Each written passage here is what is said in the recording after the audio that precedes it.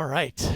Man, it's always fun to talk with you, Sean Pendergast. Thanks, Drew. It's good to have you in here. We're going to do a 12 questions, all Texans related. But first of all, what are the nerves like right now? You're getting married in less than 2 weeks. Yeah, February 29th, 2020.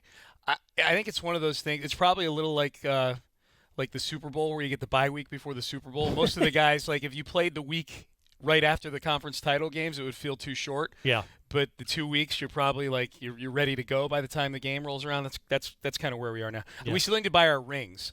Ooh. So I guess technically I could still weasel out of this thing, and for sure Amy could still weasel out of it. And I think there's a better chance of that happening than me weaseling out of it. Right. But it's gonna be a fun shindig. The question isn't am I ready? The question is are you ready? Because I'm it's ready, gonna man. be a big party. It's going to be man. fun. It's going to be a good time. Yeah. Can't wait. It'll be a good time. Lots of fun will be had by all. You and I haven't really talked we haven't talked in depth since before the playoff game. And I don't want to revisit that because I'm not a masochist. Good, me neither. My 6-year-old son, however, the twin, Robert, you've got twins too. I do. And I've told this to a few different people, he watches, he's a huge Texans fan. It just, the light bulb came on for him in like October. Okay. Late October, right around Halloween actually. And a couple times a week, he'll Like put on his the fandom DVR. clicked in, you mean? Like Oh. he became a self-aware fan. Awareness of football, Yeah. awareness of the Texans, awareness of the players. So he peppers me with, who do we root for, the Cowboys or the Chargers? And then he'll go through every team and like, Okay. who's better? He's trying to rank them, trying to He's figure it already out. thinking next level. Yeah. But like I said, he's a little bit of a masochist because he watches the Chiefs game quite a bit, at least once a week on DVR. Now he'll watch some of the wins too. Yeah. But he's watching that as well. So it's interesting to see. That kid's got a strong constitution. He man. really does.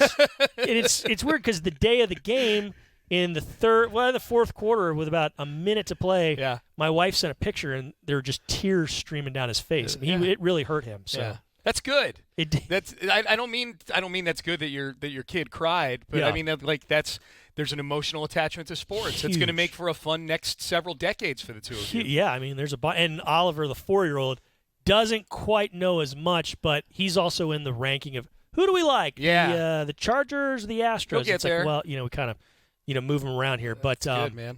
let's do some 12 questions. You cool? Yeah, I'm ready to go. Because I know you and I know much about you, we're going to start off with a fun one that's right in your wheelhouse. These Okay. are all in your wheelhouse, but this one especially so. Over under Oh yeah.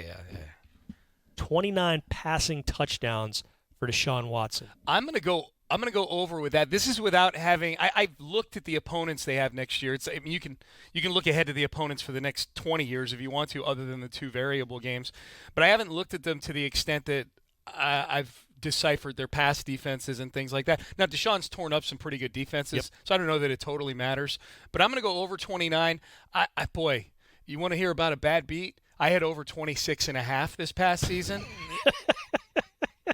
Did you really? Yes. And he had 25 with like 3 games to go. Yeah. And then he didn't play in the last game. He didn't play in the last game, and the touchdown pass he threw in the Tampa game, I think. Got pulled back as it was to Fells. If Darren Fells just reaches forward 2 inches, then I'm a couple of dollars richer.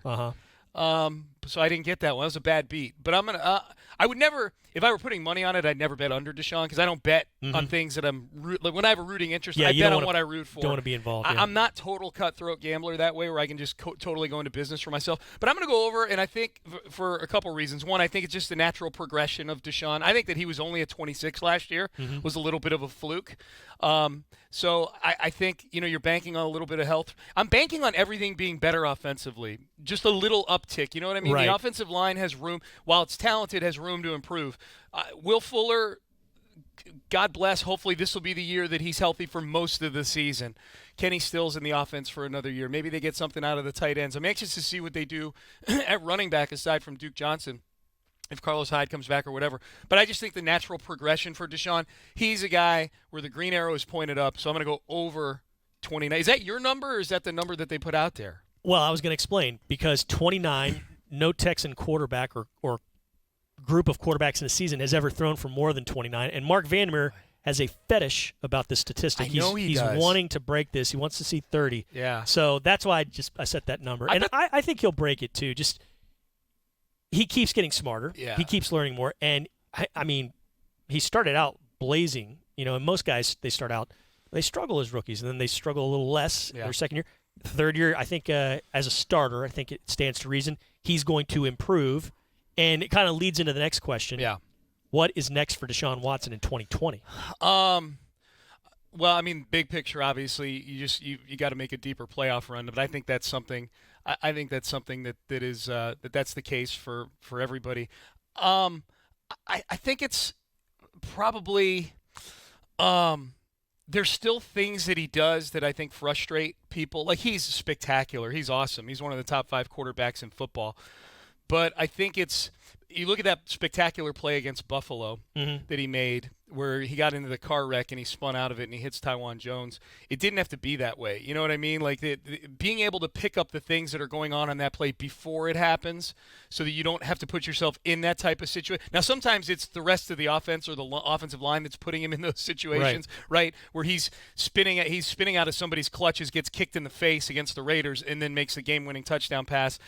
That was nothing to do with Deshaun misreading something or holding the ball too long. But I think it's that. I think it's just being overall more comfortable in the offense, getting rid of the football on time. He still holds the ball a little bit sometimes, reading things pre-snap, which I just know he's already really good at. You see those explanations that he does. Yeah.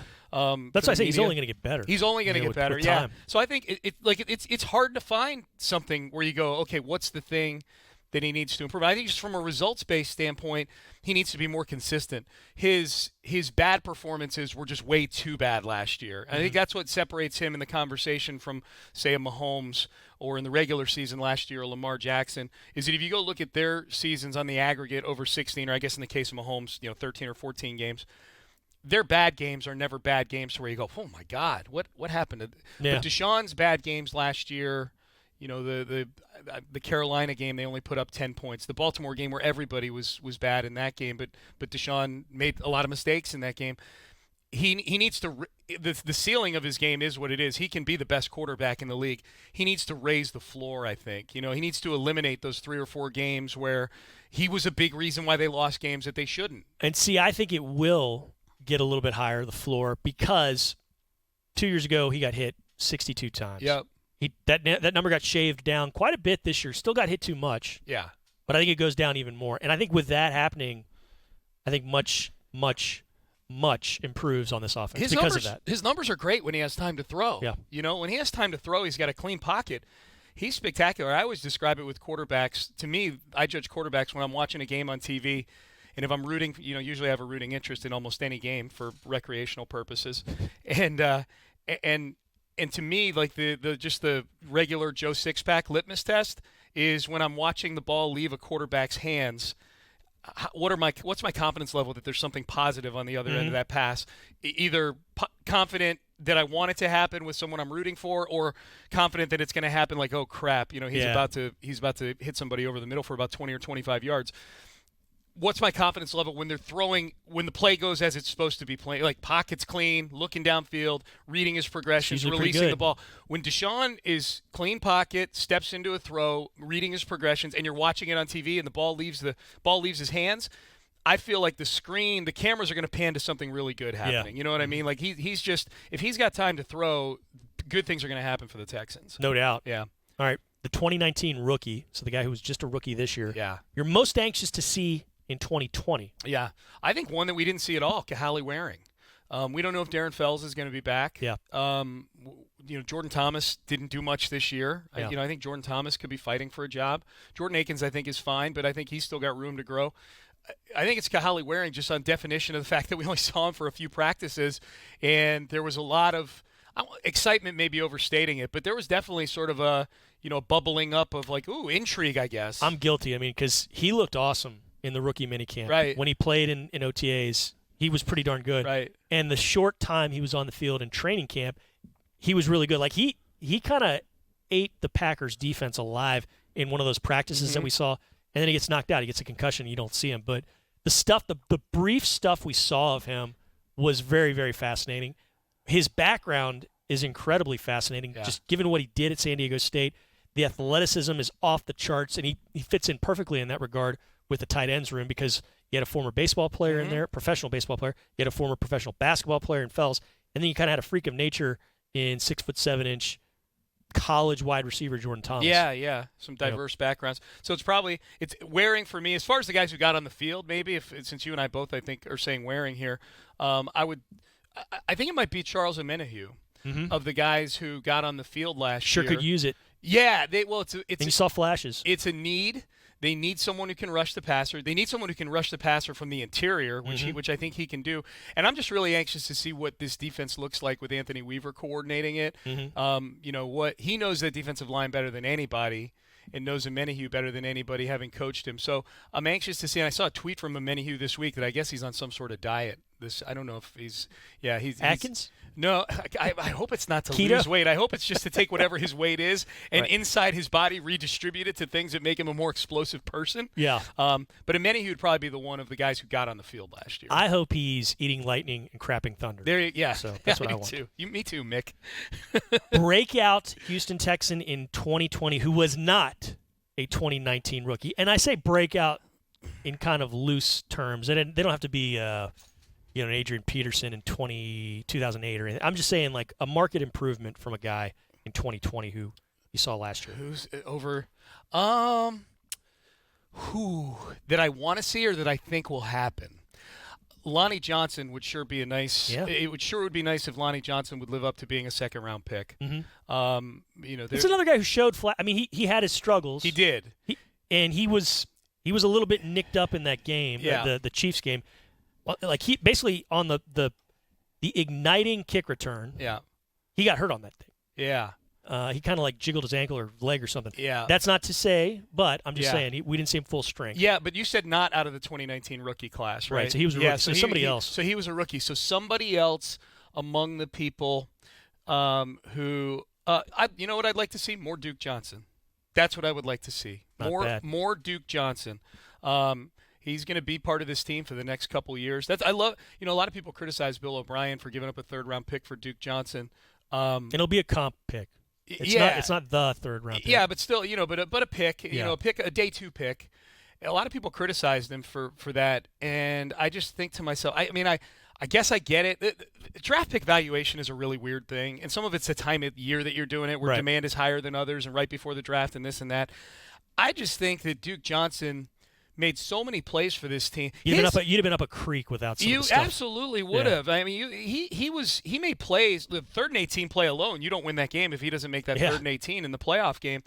And I'm not here to say Duke Johnson's worth 3 wins. What I am here to say is he made huge plays in many, many wins. When they were winning football games, Duke Johnson was probably a part of the game in some way. The games where he was getting double-digit touches. And I know people try to simplify and say, well, look, he's averaging 5.5 yards a carry, so just keep feeding him the ball. It doesn't work that way. Like there's a diminishing returns with certain guys. So I think O'Brien and the Texans know what they have in Duke Johnson. I just think that they can use him. They can use him a little bit more. And I think they will. Yeah. I think they will with time, with this and we're going to a full training camp and everything else. Like a lot of these guys we're talking about weren't here for training camp. And that's a question I'm bringing up later on. Yeah. So let's veer off here. We did this a couple weeks ago in a Texans All Access radio segment, so we're going to get you involved too. Okay, cool. Former Texan who is retired. Yeah. So he's not still in the league, but a retired former Texan who you'd like to add to this current roster. Okay, am I adding them at the peak of their powers? Of course. Okay. That they were basically a Texan, not Ed Reed. No. Yeah, I don't mean Ed Reed at the peak of his Ravens powers. Sure, I'd love to add that guy. Right. The one that would just be getting greedy would be Andre Johnson, right? Yep. Like all of a sudden you have Andre Johnson. He was picked. Yeah, he was picked. Yeah, Andre Johnson, Nothing wrong with DeAndre Hopkins, and Will Fuller. But I think I'll give you one offensive and one defensive. Okay. Owen Daniels at the peak of his powers, Mm-hmm. I think would mesh just so nicely with Deshaun Watson and give him such a sweet target in the middle of the field. And it would kind of minimize some of the impact of them being a little bit wonky at the slot receiver now too. Sure. He's the greatest tight end in team history. Yeah, no question. Can't argue. So I think that I would say 2009 Brian Cushing is who I would add to the defense. Yep.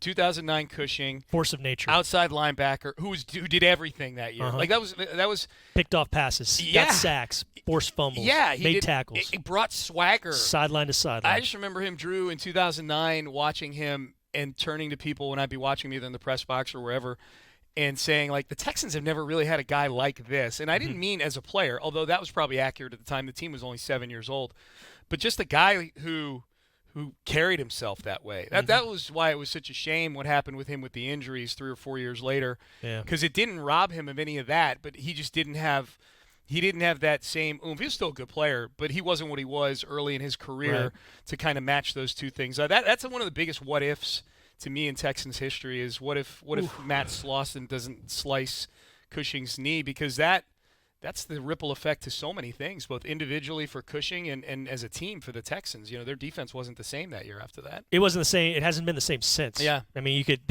Evan Koch, our good buddy that used to work in media relations with the Texans. He had Texans with Cushing defensive stats, Texans and it's like pre-injury and post-injury. Oh yeah, I mean it was like a touchdown difference almost. Yeah, but I would say rookie year Cushing would address so many things with this defense for sure. Yep. Okay, a Hall of Famer and a Pro Football Hall of Famer who you'd like to add to this current roster. Yeah, Lawrence Taylor. I like it. That's mine. Yeah, was that yours too? Oh, yeah. Lawrence Taylor. Okay, I promise you I didn't hear the segment you guys did on this. Yeah. I don't get to hear you guys as much anymore because I'm not in the car while you guys are on. Are you already asleep at 6? No, 10:15 is my time to get to sleep. Wow. 10:15. Golly. 10:15 up at 3:55. Oh my. I nap for 45 minutes between John 1 Gruden, and 1:45. Yeah, man. No, you got to get after it. But LT, that's a good. LT, yeah. I mean, LT, it almost feels like it wouldn't matter what the needs were on the defense for the Texans. You say Lawrence Taylor, and it's like, okay. Yeah.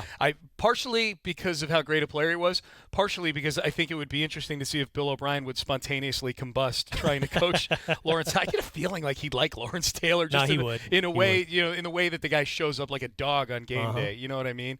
Like there's a sliding scale for everybody when it comes to off the field stuff. Yeah. And Lawrence Taylor sure knew how to push the edges of that scale. And he'd still have Romeo Crennel to kind of lean on for advice in that regard. Yeah. Not that he necessarily need it, but player the Texans will not face in 2020. So you can't get anybody from the opponents, but NFL player that's in the league right now who you'd like to add to this defense. Off of any or excuse this offense or defense. Yeah. Offense or defense on either side. It's really tough to find.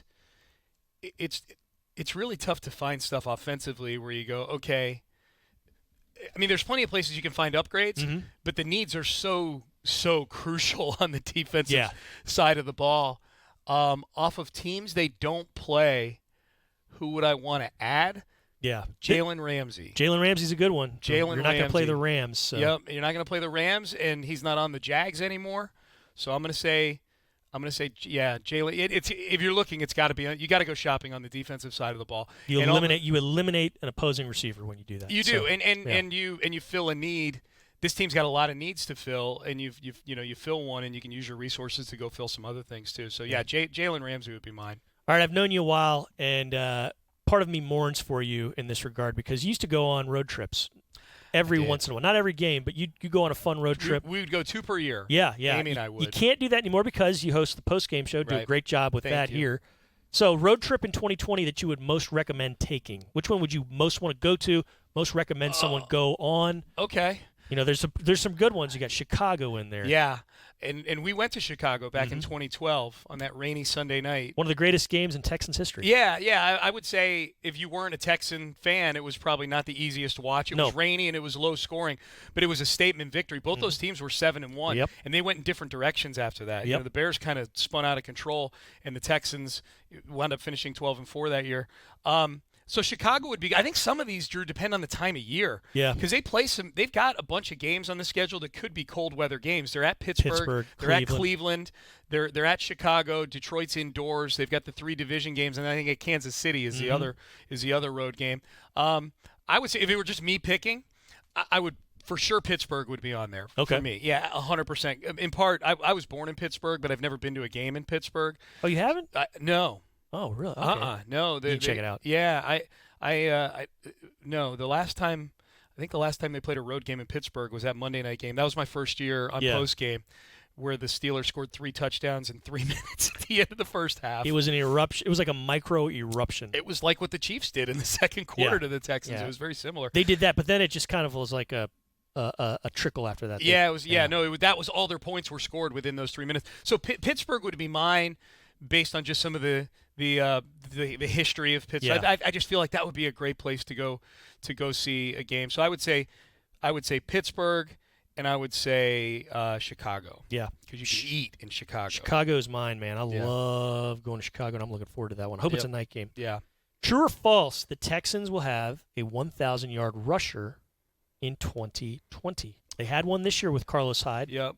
You had one last year with Lamar Miller. Will you have a 1,000-yard rusher next season? They were both barely 1,000-yard rushers, so it's not like they were workhorses that got you to 12 or 1,300 yards. I'm going to say no, only because I think a few things. One, I do think maybe Duke Johnson is a bigger part of the offense. I don't think they're going to hand him the ball 15 times a game or anything. But if what I'm hoping for is more Duke Johnson, then I'm going to say, okay, there'll be a little more Duke Johnson. I also think that both those guys were barely over 1,000 yards. I don't know if Carlos Hyde is going to be back.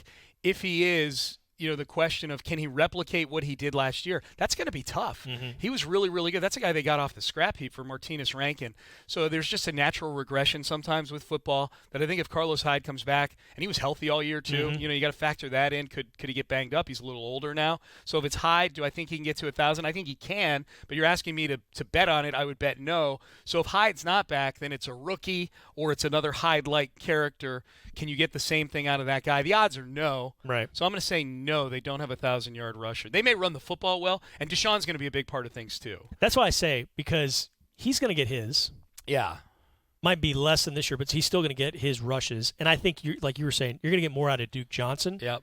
Not necessarily 400 yards more, or 300 yards even. But if you have 150 more yards from Duke Johnson, he's up to like 650 at that point. Yeah. That's going to drag down whoever else is sharing the carries. Would have been interesting to see this year what would have happened if either of those guys had gotten hurt. Because it was those two, and that's it at running back. Well, I do think you're going to. Tywan Jones would have been the guy, maybe. And I think you're going to hear from Karan Higdon at some point. He's on the practice squad. So I would keep an eye on him. Yeah, I liked him in definitely training camp. Yeah. I loved him at Michigan. Yeah, absolutely. He's a great Wolverine. Yep. Okay, home game, and I know it depends on the season and when the schedule actually happens, but just a home opponent that you're most looking forward to. Yeah, Minnesota.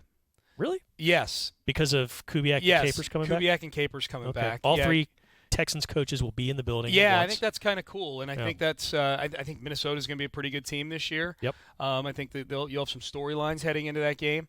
Minnesota, if Kirk Cousins can build on some of the things he did in the second half of the season, because he started to, the playoff game notwithstanding, he started to win some games. The Saints game in the playoffs. Hell, I was going to say that is a I meant the last game in the playoffs, obviously. Right, Rob. But the Saints game. So I don't think it's and Green Bay was. I'm looking forward to Green Bay too. It's none of the three division games because we see those teams every year, and there's nothing really going on with any of those three teams. Andrew Luck's not on the Colts. There's no revenge factor this year with the Colts, so none of the three division games. So then the other home games are the Patriots. It's hard to say because we don't even know if Brady's going to be on the team. So then it comes down to the crossover games of those other divisions. Baltimore should be fun, obviously. And it's the Bengals. Joe Burrow, that could be intriguing to see. But those two crossover, the NFC games are always intriguing because you hardly ever see those teams. Especially in NRG Stadium, you see them once every 8 years. So the Packer game, just because that's going to be a cool environment, all the Packer fans coming in, that's a lot of fun. But Minnesota, yes, because of the Kubiak Capers angle, and I think Minnesota's got a really good chance to be the cream of the crop in that division. Green Bay was kind of a fugazi 13-3 last year. Okay, it's 23-35. You just said cream of the crop, so I'm going to have to put in Randy the Macho Man Savage saying cream of the crop because I say that. I use that with John when we do In the Lab. So cream of the crop. Good. I like that you use that. And I like to use Fugazi too. I love it when you put that in. Yeah. Okay, question 11. Soprano lingo. Finish this sentence. Yeah. With a full off season and preseason and training camp together, the Texans offense will finish in the top 10 for the first time under Bill O'Brien. Okay. In DVOA. DVOA, all right. Yeah. Or however you want to measure it. The bottom line is I don't know that there's been a way you can measure it where they've been top 10. They've been fringe. They've been close. They've performed like a top 10 offense for chunks of the season before, but their inconsistent games always kind of do them in statistically. There's the capability of a top 10 offense in there. You know what I mean? Like you look, and you go, okay, somewhere, it's like when you see a person who you knew 30 years ago, and you can still kind of see the young person in that, like somewhere in there is a top 10 offense. I've seen it before. I saw it in Kansas City. I saw it against New England. It's in there. I see it. 30 years ago, let's see, how old were you? I was 21 years old. So you're in Notre Dame. You're like a junior, senior at Notre Dame. It would have been 1990. I was a junior. Okay. Yeah. I was in my junior. Yeah. And there's still some people who I hate when I see them on Facebook that look exactly the same. I hate those people. I don't have to squint to see the old person. They have to look at. That's how they look at me. They're like in somewhere. Well, that you had wavy blonde hair. You look like I had brown feathered hair. Yeah. They look at me and they're like, you look like the 30th ranked offense right now. But somewhere in there was the 7th ranked offense that we saw back in 1990. So I think if you think about how many new pieces they brought in after training camp. I know Duke Johnson wasn't after training camp, but he may as well have been. Didn't see him. He didn't do anything. You didn't see him in the preseason. Yeah. So let's pretend that he was after training camp because functionally he was. Yeah. Both of your running backs, your left tackle, who was a Pro Bowler, who wound up being a Pro Bowler, he came in after training camp. Kenny Stills came in at your third and at times second wide receiver came in after training camp. Your right tackle was a rookie who started out at left guard. Yep. And then he moved to right tackle, so the other rookie comes in and is playing left guard.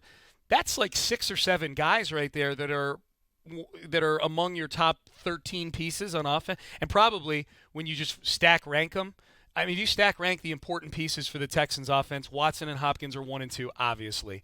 But then after that, the 2 tackles, the 2 running back. I mean, you're talking about like those 4 guys. Massive components to your success. They're like 4 of the next 6 guys. Yeah. As far as the pieces of the engine. So I'm going to say, DVOA gets a little in the weeds sometimes, but I'm going to say top 10 in one of the important metrics, either scoring or yardage or DVOA. Well, if Will Fuller, and I know it's always an if with Will, but suppose he plays 14 or more games. Yeah, then they'll be top 10. I mean, all bets are off with that. But he needs to be more consistent, too. I get it that sometimes just having him out there, they win the Patriots game, he had 1 catch for 8 yards. So obviously he's having an impact. If you go watch the All-22. And he caught the touchdown that got pulled off the board. Right. And they ran the same play to Stills the next one. He catches the touchdown. Yeah. But when you just look at Will's game log, and I hate to be box score guy, but his good games are phenomenal. Mm-hmm. Like the Atlanta game and the Indianapolis game, 7 catches for $140, he had 200 yards against the Falcons. Just more consistency from Fuller. But just you're right, just his presence on the field. The numbers, I guess, that get really important with Fuller, maybe I'm contradicting myself, don't even have anything to do with what he's catching in that game. It more so has to do with just look at the effect on DeSean. Sure.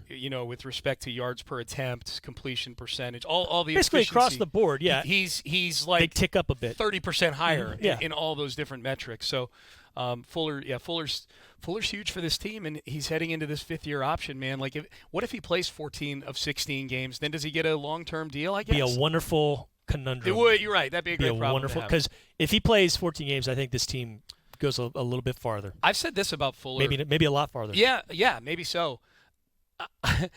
Like, I wouldn't care if he played 10 games a year if they let me choose before the season which 10 they were. and the reason I say that, I know you can't do that, but the reason I say that is because the problem with Fuller isn't only his unavailability, it's the unplanned part of it. 2 of those games, the Tampa Bay game and the first Colts game, he gets hurt in the first quarter. Yeah, then everybody you have to shuffle the deck, and guys that haven't practiced that week are playing his position. You're working on stuff. They probably got plays in the holster all week long, and he goes out in the first quarter. So that's the problem. It's not. I mean, the unavailability is a problem, but it's the unpredictability that comes with it, especially when they're injuries that happen 5 snaps into the game. Yeah. It was. I know it was draft night, and it was one of his guys, and he was biased when he was saying it. But Brian Kelly, his college coach at Notre Dame, was prophetic. I mean, I got to interview him in Chicago back when Fuller was drafted, because Fuller wasn't at that draft. Yeah. So we had to scramble, drive up the street to the Hyatt Regency and get him there. But he said, listen, he's labeled as a fast guy. He's labeled as a Ted Ginn. He's going to be more than that. Yeah. He will change the scope and the dimension of this offense. And he was absolutely right. He's right. The weird thing about that is Fuller never got hurt at Notre Dame. I know. And that's what's frustrating about Yeah. it. Kiki QT never got hurt at Tech Room Yeah. either, so It's weird. it is. Last one, the Baker's Dozen. Okay. We're going to wrap this up here. Cool. Position that the Texans will spend the 57th overall pick on, you think? Their second-round pick. It's the first pick that they have. Yeah. Where do you think they're going to go? Best player available, obviously. But best player available. You know, like the immediate ones you look at are somebody who can get after the passer or somebody who can cover wide receivers. I wouldn't mind seeing them go after a running back with the second-round pick. If it's one of the really good ones that's still on the board. You know, Dobbins out of Ohio State is a really good player. The kid from Oklahoma State didn't come out, did he? Chuba. He stayed in school. Yeah, I think, yeah. Yeah. The rankings I was looking at on some of these big boards before guys were announcing, they assume certain guys are going into the draft, and he was one. I really liked his game at Oklahoma State. He was good here. Yeah. Just across the hall. Yep. Back in the bowl game. Yep. And so that would have been. But I would say there's like 3 or 4 really good running backs. We know that unless you're an elite running back, you tend to get pushed down to the back end of the first round of the second round. You know, unless you're McCaffrey or Fournette, right, or Saquon Barkley, you're probably going to start to go in that Josh Jacobs area is where it starts. If one of those guys falls to 57, I would be cool about them taking a playmaking running back and giving DeSean another weapon out there. You're a weapon for me, man. You come on this podcast. You come on Texans 360, which we're about to shoot, which you can watch on ABC 13. Yeah, baby. Channel 13, KTRK, 11 o'clock, Saturday night. It's going to be fun, man. This is fun, man. We're living the dream. We get paid to just talk about this stuff. It's just really cool. Two dudes chit-chatting about the Texans. That's it, baby. You're the best. I appreciate you, Sean Pendergast. Anytime, Drew. Appreciate it. Thanks for watching. Subscribe to our channel and ring the bell to know when we post new content.